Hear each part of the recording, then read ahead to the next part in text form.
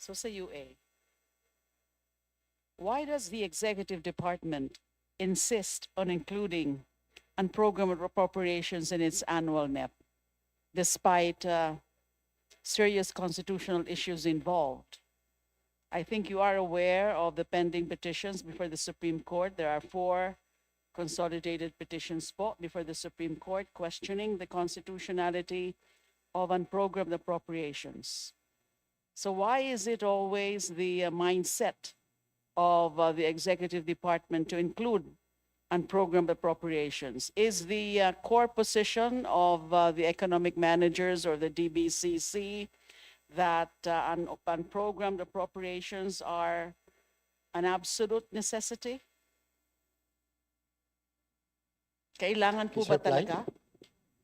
Mr. Chair, Your Honor, the inclusion of the unprogrammed appropriations in the National Expenditure Program recognizes both the need for the projects to be funded under the unprogrammed appropriations, which by the very nature are still contingent and depending on the triggers as we have proposed in the NEP. While we are cognizant that there are petitions being heard by the Supreme Court, the executive maintains, but upon submission of the UA, has limited the proposed uses of the unprogrammed appropriations to only those which are really necessity for 2027. Among others, we have limited the proposed use to only 4, including those for foreign-assisted projects that are not yet approved by the ED Council at the time the budget was prepared, as well as for some contingency for risk management for our PPP projects,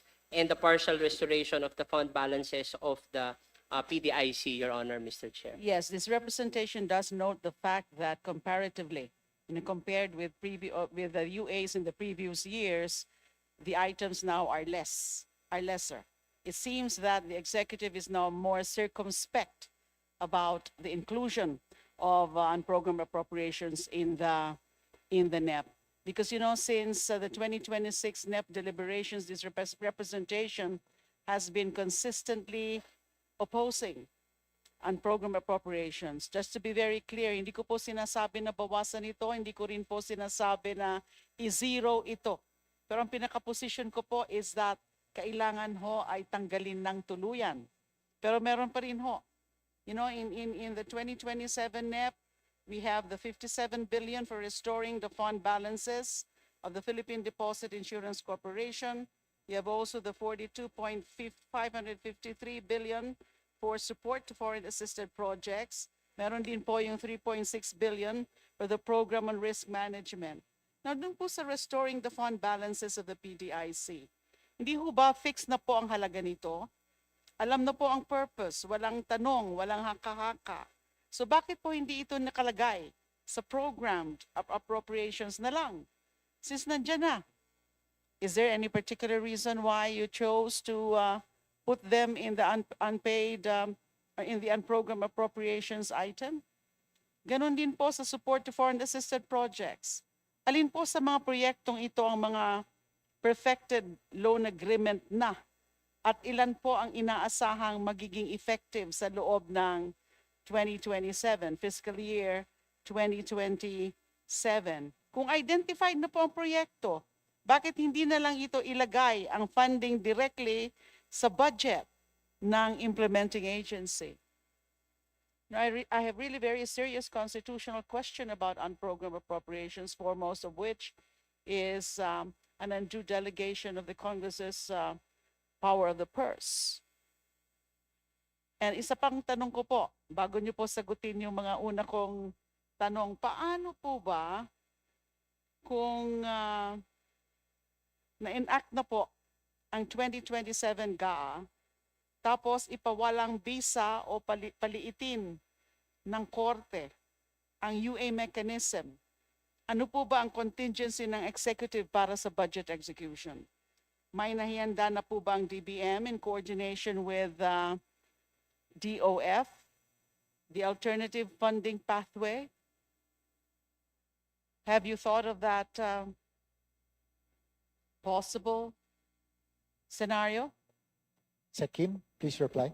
Mr. Chair, Your Honor, as to the purposes mentioned by Your Honor, ito po ay nakabatay unlike po halimbawa sa PDIC, unlike sa PhilHealth po na meron na pong direktiba ang Supreme Court, ito po ay isang standby lamang po na kung sakaling there will be a directive and the executive would stand ready to comply kung kailangan na pong isauli. Ito pong fund balances from PDIC.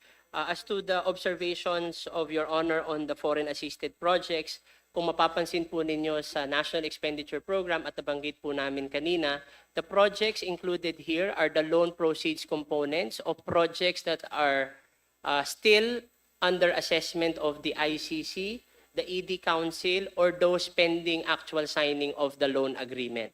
However, we wish to note dahil bagamat tama po ang observation ni Honorable De Lima na identified naman po yung projects covered by this one, kaya yun po yung dahilan kung bakit po yung GOP or Government of the Philippines counterpart ay nasa loob na po ng program budget. Ito po ay para, yun nga po, maumpisahan na po yung mga necessary preliminary works, design works kung sakaling mapirmahan na po yung loan agreement anytime by 2027. Pero bakit nga po ba inilagay pa muna po natin sa unprogrammed appropriations ito pong mga foreign assisted projects na wala pang pirmadong loan agreement at the time we prepared the NEP. Kasi ito po without the certainty kung kailan po mapipirmahan yung loan agreement by placing it inside the program, definitely may mababump off po ulit. Because this is a zero-sum game, it will still be part of the 7.2 kung hindi pa naman po ganun ka-certain kung kailan talaga mapipirmahan yung loan agreement, ay inilagay po muna siya doon sa unprogrammed appropriations. Dahil po yung inilagay po natin sa programmed appropriations ay yun pong mga pirmado, ongoing na po na ating mga foreign assisted projects. As to the question, Your Honor, Mr. Chair, whether we are ready kung magkaroon man po ng decision ang Supreme Court, definitely po the executive stands ready to comply with whatever decision the Supreme Court will have on the pending case relative to unprogrammed appropriations. Gaya nga po ng nasabi natin, for instance, halimbawa, Mr. Chair, sa foreign assisted projects, yun naman pong ating GOP counterpart para po dito sa mga proyektong nasa unprogrammed ay nandun po sa respective agency budget. So makapagsisimula pa rin naman po ng mga paunang gawain. What we will have to work out, Your Honor, and prepare for is for the loan proceeds component because once the loan agreements are signed, the respective loans will be deemed active at kailangan din po nating maisagawa. Yun pong mga proyektong na-commit po natin, Your Honor. So wala pa po mga perfected loan agreements. Itong nandito ngayon sa 2027 NEP. For projects under the unprogrammed appropriations, Your Honor, Mr. Chair, yun po yung wala pa pong signed loan agreement. Those under the UA, Your Honor, Mr. Chair. Tungkol naman po sa UA releases in the past years, sinabi po ng DBCC sa fiscal risk statement na delayed ang mga foreign assisted projects dahil nilagay sila sa UA. Meron mo bang ganon? Ano po ba yung mga foreign assisted projects na na-delay dahil nilagay sila sa UA? Are there situations like that? Mr. Chair, Your Honor, isa po sa pinaka mabilis po na example that we can cite doon po sa naapektuhan yung implementation na foreign assisted project ay yun pong dalawang railway projects being implemented by the DOTR. Dahil po sa pagbaba, noon pong allocation authorized in the GAA sa loan proceeds at sa GOP counterpart, nakaapekto po ito doon po sa timely implementation of the projects. Mas malaki po, Your Honor, yung epekto ng pagbaba ng GOP counterpart dahil kapag yung pong mga right-of-way acquisition necessary for the implementation of the projects, Your Honor, yun pong maaapektuhan, it will cause a further delay.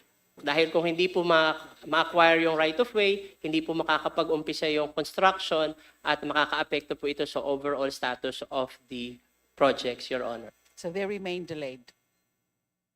Kaya po may delay po itong mga projects ito. And that is also the reason why, Your Honor, Mr. Chair, if I may, yun po yung reason kung bakit talaga pong mataas din ngayon yung appropriation, yung aming proposed level for DOTRs, NSCR, and MMSP para nga po maisakatuparan, yun pong ating target na partial operability, particularly of NSCR North segment by end of 2027, Your Honor, Mr. Chair.